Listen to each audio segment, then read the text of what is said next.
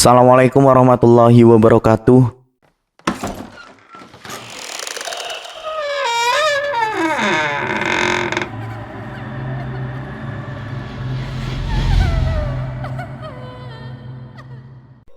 Di sebuah kampung yang jauh dari perkotaan, hiduplah sebuah keluarga yang miskin. Namun keluarga itu selalu bersyukur kepada Allah Subhanahu wa Ta'ala. Mereka dipenuhi dengan rasa kasih sayang kepada sesama. Keluarga kecil yang bahagia walau serba kekurangan. Banyak sekali cobaan datang silih berganti menimpa keluarga ini. Mereka tetap sabar dan ikhlas menjalaninya. Pada suatu ketika, keluarga itu sedang dalam kesulitan. Pak, persediaan makanan kita udah habis. Mungkin cuma cukup untuk nanti sore. Ibu sudah tidak mempunyai simpanan uang lagi, Pak, kata istri. Iya, Bu. Nanti Bapak carikan uang. Bapak pergi ke pasar dulu ya, Bu. Pak, sekalian jual ini ya, buat beli makanan, ucap ibu sambil mengambil radio buntut yang sudah usang. Walaupun cuma laku sedikit, bisa buat nyambung hidup, Pak, tambah ibu. Iya, Bu. Bapak berangkat ke pasar dulu. Assalamualaikum, ucap bapak. Waalaikumsalam. Hati-hati di jalan, Pak, jawab ibu. Berangkatlah bapak ke pasar untuk menjual radio buntut itu. Radionya dijual, Pak, tanya salah satu pedagang. Iya, Pak. Laku berapa ya kira-kira? Jawab bapak. Paling cuma 20.000, Pak. Radio ini udah lama, apalagi antenanya juga udah patah, kata pedagang. Ya sudah, tidak apa-apa, Mas. Ini radionya, jawab bapak dengan menyerahkan radionya. Pedagang itu mengambil uang dan membayar radio bapak. Dengan rasa syukur bapak berjalan menuju warung untuk membeli makanan. Dalam perjalanan tiba-tiba ada seorang wanita yang menggendong anak kecil menghampiri bapak. Tolong, Pak, kami seharian belum makan. Anak saya juga kelaparan. Kami tidak mempunyai apa-apa, Pak, rintih wanita itu. Anaknya menangis kelaparan. Wanita itu pun meneteskan air mata karena bingung harus berbuat apa lagi. Dengan rasa iba bapak berkata dalam hati, Ya Allah, segala puji bagimu. Ternyata masih ada yang lebih kelaparan dari keluargaku, ucap bapak dalam hati penuh rasa syukur. Setelah itu bapak mengambil uang hasil jual radio tadi dan diberikan kepada wanita itu untuk membeli makanan. Wanita itu mengucapkan terima kasih. Alhamdulillah, terima kasih, Pak. Semoga Allah Subhanahu wa Ta'ala membalas kebaikan Bapak, doa wanita itu. Amin. Cepat belikan makanan, Bu. Kasihan anak ibu udah kelaparan, ucap bapak. Lalu bapak berjalan pulang ke rumah. Di tengah perjalanan bapak bergumam dalam hati, bagaimana dengan keluargaku? Alasan apa yang harus kuberikan kepada istriku jika aku pulang tidak membawa makanan? Sesampainya di rumah, bapak menceritakan semua kejadian yang dialaminya di pasar tadi. Istri bapak mendengar dan kemudian tersenyum. Ia tidak menyalahkan suaminya, justru ia memuji suaminya. Pak, apa yang Bapak lakukan tadi sangat mulia, dan ini merupakan kabar baik. Semoga Allah memberi jalan kepada kita, kata ibu. Sekarang Bapak bisa memancing. Siapa tahu dapat ikan besar buat kita makan hari ini, Pak. Dengan semangat bapak pergi ke kali untuk memancing. Dengan sabar bapak memancing dan menunggu umpan dimakan ikan. Setelah beberapa lama belum juga dapat ikan. Waktu hampir sore. Akhirnya bapak berencana untuk pulang. Tiba-tiba ada ikan besar memakan umpannya. Bapak menarik pancingnya. Dengan hati yang gembira dan rasa syukur, bapak pulang ke rumah. Sampai di rumah istrinya menyambut dengan gembira.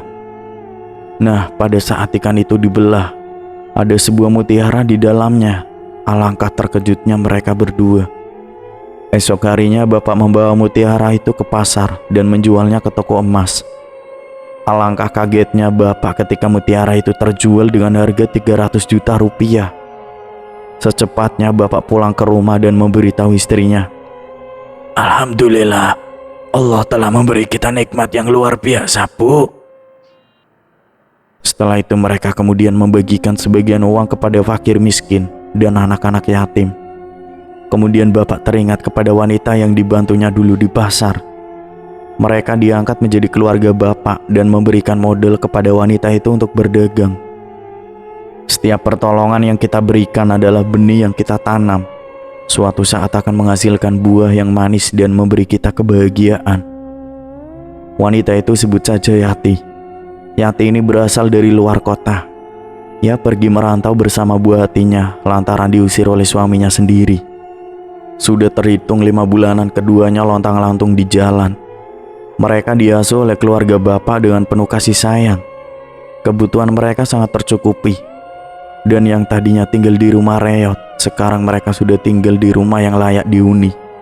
Walaupun hanya terdapat 2 kamar, namun mereka sangat bersyukur atas nikmat yang telah Allah berikan.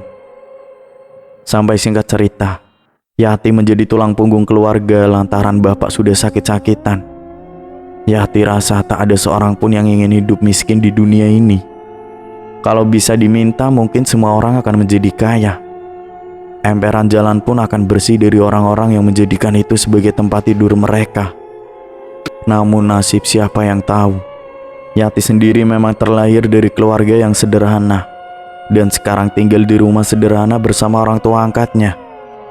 Bapak beberapa bulan yang lalu bekerja sebagai tukang becak, sedangkan ibu hanya tukang cuci, disambi dagang jajanan anak-anak.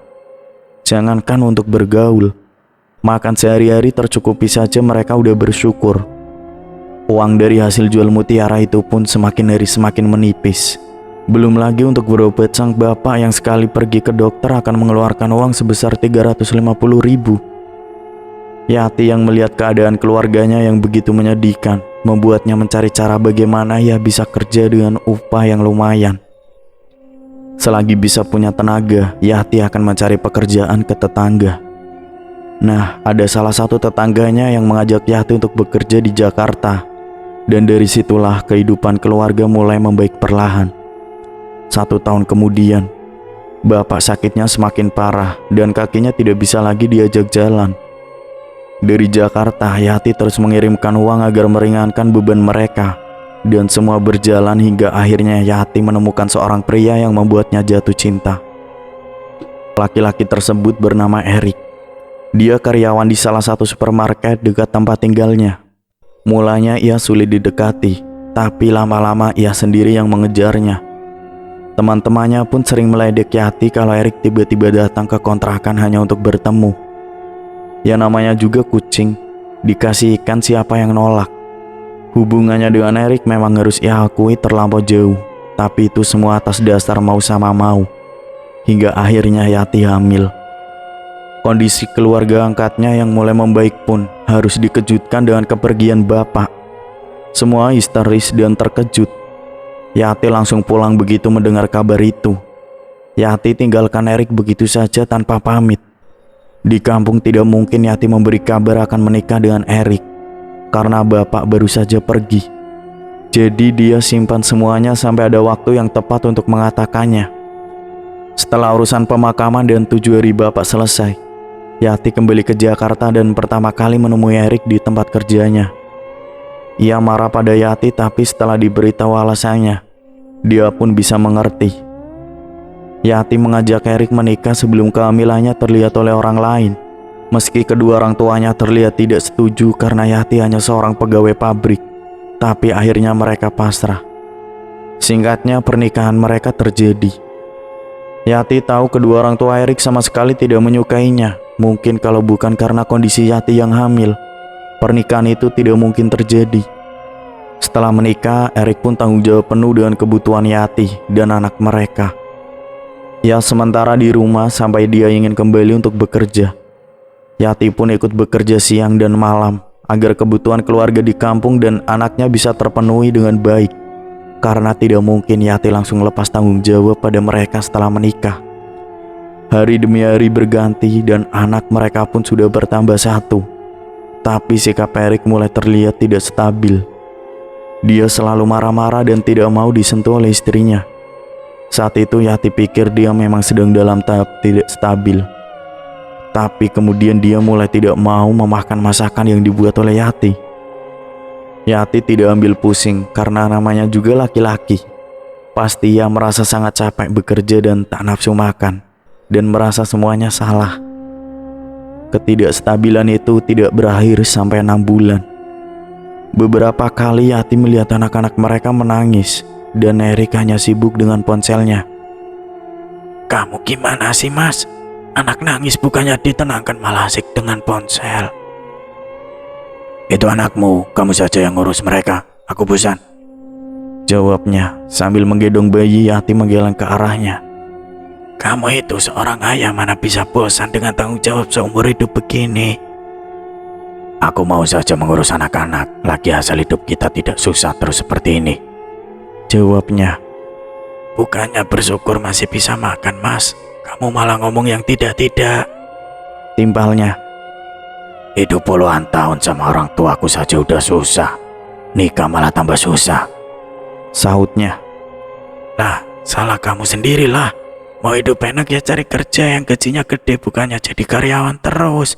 Aneh. Balas Yati. Dia diam saja dan semakin sibuk dengan ponselnya. Terkadang Yati melihat dia tersenyum pada layarnya itu. Kamu tuh ngapain sih, Mas, senyum-senyum kayak gitu? Kamu urus saja anakmu, ini bukan urusan kamu. Sahutnya langsung pergi ke kamar dan mengunci pintu. Semakin hari sikapnya semakin tidak bisa diterima. Jika Yati berangkat kerja, pasti Erik melantarkan anak-anaknya dan tidak menganggap Yati sebagai istrinya. Suatu hari ketika Yati pulang kerja, sudah terbayang di otaknya tentang kasur yang nyaman untuk merebahkan tubuhnya. Tapi dari kejauhan ia dengar tangisan bayi dan anak pertamanya. Lantas Yati segera berlari karena takut sesuatu yang buruk terjadi pada anaknya. Tapi yang ia lihat hanya para tetangga yang sudah berada di rumah menenangkan anak-anaknya. Mbak, tadi suamimu pergi bawa tas besar. Kayaknya dijemput mobil di depan gang. Anak-anak menangis tapi ya tinggalkan begitu saja, ucap salah satu tetangga. Yati pun mengucapkan terima kasih dan meminta agar mereka menjaga anak-anak sebentar. Yati lalu pergi membeli susu juga makanan. Setelah kembali, Yati mengajak anak-anak masuk ke dalam. Bayi mereka sudah tenang dan si sulung pun makan dengan sangat lahap. Rupanya mereka tidak diberi makan sejak pagi. Pantas saja nangis kelaparan, sedangkan selama ini semua uang ia berikan pada suaminya. Suaminya lari dari rumah entah mengejar siapa. Sedangkan Yati harus memikirkan bagaimana caranya menjadi seorang ibu dan bapak sekaligus untuk kedua anaknya. Belum lagi ada tanggungan di kampung. Akhirnya salah satu tetangga menawarkan bantuannya untuk membantu Yati mengurus anak-anaknya.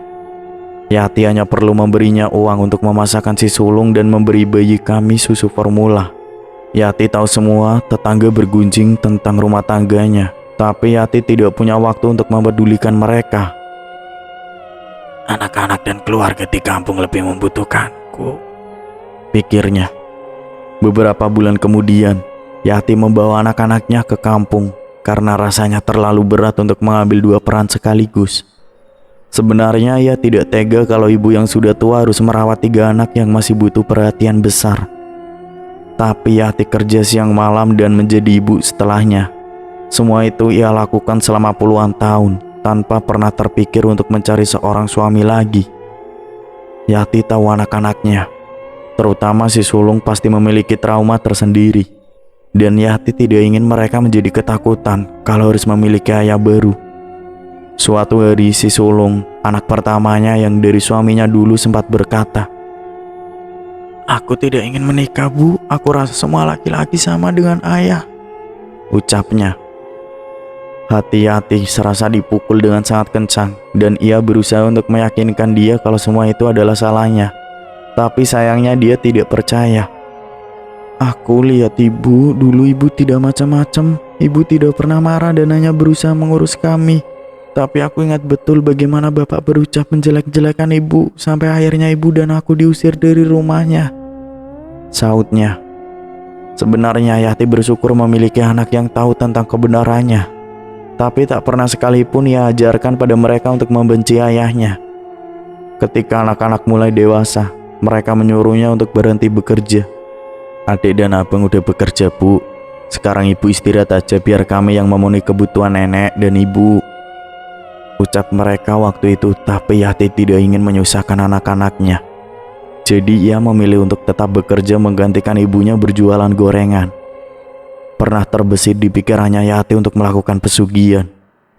Karena pesugihan ialah cara yang bisa ditempuh seorang jika ingin kaya tanpa harus kerja keras.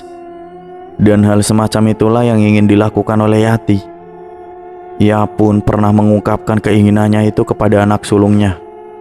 Dan dia pun sangat menyetujuinya karena sudah tak tega melihat ibu dan neneknya banting tulang.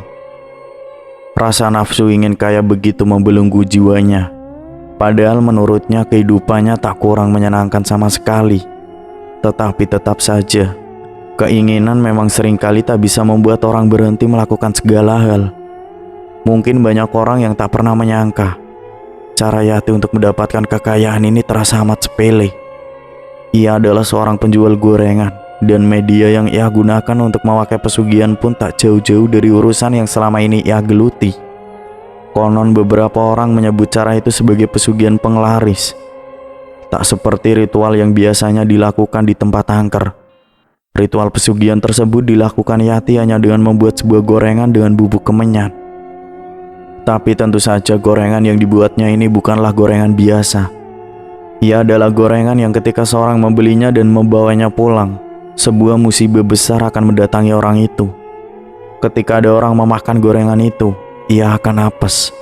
Bahkan yang dimaksud apes di sini ialah kematian. Singkatnya, tumbal pesugihan Yati ialah para pembeli gorengannya. Suatu malam seperti biasanya, Yanti setiap 2 minggu sekali melakukan proses ritual pesugihan ke salah satu dukun. Dukun tersebut terletak jauh dari desanya. Untuk menghindari musibah yang menimpa keluarganya, setiap gorengan yang sudah diritualkan akan ditandai dengan daun bawang. Namun meski ditandai itu tak akan pernah diketahui oleh jangkauan kasat mata orang paling jeli sedunia sekalipun.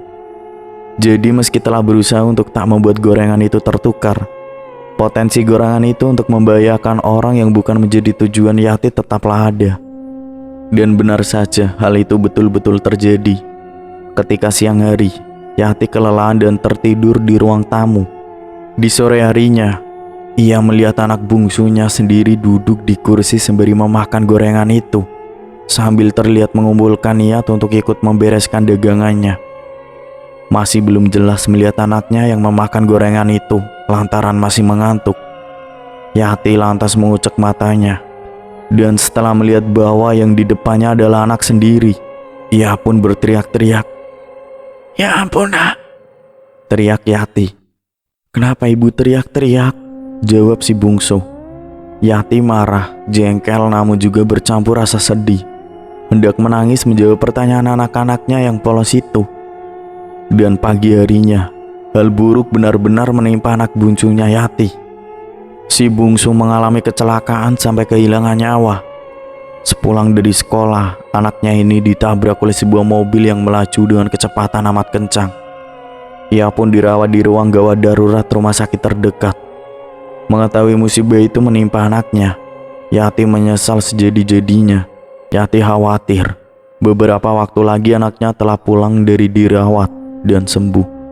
Sesuatu yang buruk terjadi pada salah seorang yang ia sayangi karena kejahatan dan keteledorannya sendiri soal gorengan pemberi musibah itu. Tapi pada faktanya, apa yang dilakukan Yati memang membuat ia kaya raya. Hanya saja muncul di kalangan penduduk sekitar pertanyaan yang begitu menggelisahkan. Apa yang sebenarnya dilakukan Yati hingga bisa hidup sementereng itu? Pertanyaan itu terasa relevan mengingat usaha gorengannya melejit tinggi. Bahkan gorengannya itu dijual keluar kota dengan dijadikan tempe kering. Namun apabila melihat gaya hidupnya dan keluarga, pendapatan Yati setidaknya setara dengan pemilik sebuah perusahaan yang amat besar. Adapun hal ini memang hanya diketahui Yati dan keluarga. Untuk mengembangkan usaha, ia telah melakukan perjanjian dengan jin penunggu hutan. Perjanjian itu mengharuskan Yati membuat adonan gorengan dengan ditaburi bubuk kemenyan yang telah diritualkan. Selain itu, Yati diharuskan memberi sesajen untuk jin penunggu hutan beberapa minggu sekali. Yati yang menggunakan pesugihan. Maka selain mencari rezeki dengan cara yang tak sehat, Yati juga harus mengorbankan banyak pembeli untuk menjalankan usahanya. Namun sekali lagi, itu hanya diketahui oleh Yati dan keluarganya. Sayang seribu sayang, gorengan yang telah diracik sedemikian rupa dimakan oleh anak bungsunya. Dari situ, Yati merasa ketakutan. Dan hal itulah yang membuatnya mengira bahwa ia telah salah mengambil langkah. Akhirnya, satu perjanjian membawanya kepada penderitaan seumur hidup. Ibu dan anak bungsunya meninggal sebagai tumbal bagi iblis atas pesugihan yang dilakukan oleh Yati.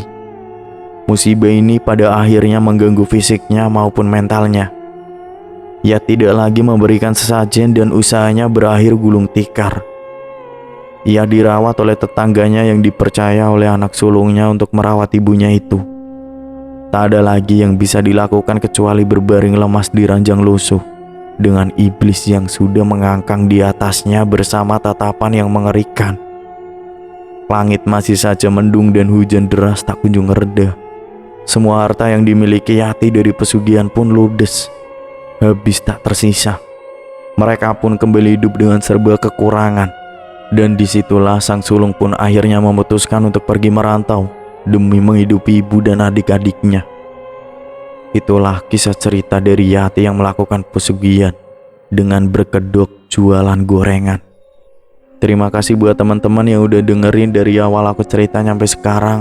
Oh ya, buat teman-teman silakan absen biar nambah kenal, nambah teman kan nambah rezeki. Oke, saya pamit undur diri. Wassalamualaikum warahmatullahi wabarakatuh.